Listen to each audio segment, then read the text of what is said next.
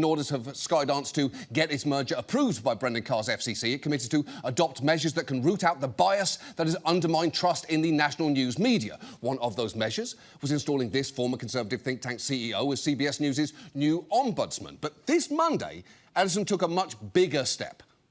A major shift in the landscape of TV news. Paramount Skydance announcing that they've made Bari Weiss editor-in-chief of CBS News and acquired her online news and commentary organization, The Free Press. She's a registered independent who at one point called herself politically homeless, unrepresented by the two main U.S. parties.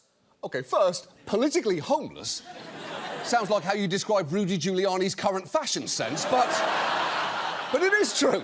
Paramount has bought the Free Press for $150 million, and Bari Weiss, its co-founder, will now be setting the editorial strategy, vision and focus for CBS Mornings, CBS Evening News, Face the Nation and even 60 Minutes. Also, instead of reporting to the president of CBS News, Weiss will apparently report directly to David Ellison. And look, if you are not familiar with Bari Weiss, you should know she's a proud contrarian who in public appearances will inevitably deliver some version of this pitch.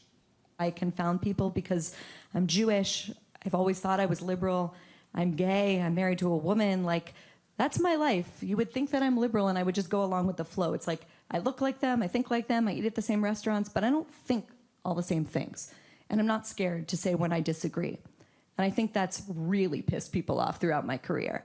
OK, first and least importantly, the reboot of Between Two Ferns looks terrible, but that is her basic self. She's a liberal who's brave enough to disagree with other liberals, and along the way she's accumulated admirers from Jeff Bezos to Meghan McCain and from Amy Coney Barrett to Joe Rogan. And if you're thinking, wow, that's not a very ideologically broad from and to, you're starting to catch on, because there are times where she's a little more explicit about what she believes, like when she gave a speech to the Conservative Federalist Society featuring this fun joke. I am a gay woman who is moderately pro-choice. I know that there are some people in this room who don't believe that my marriage should have been legal. And that's okay, because we're all Americans who want lower taxes. Good one. And you can almost hear that room unclench after she basically says, I know you think I deserve fewer rights, but don't worry, besties, we're still chill.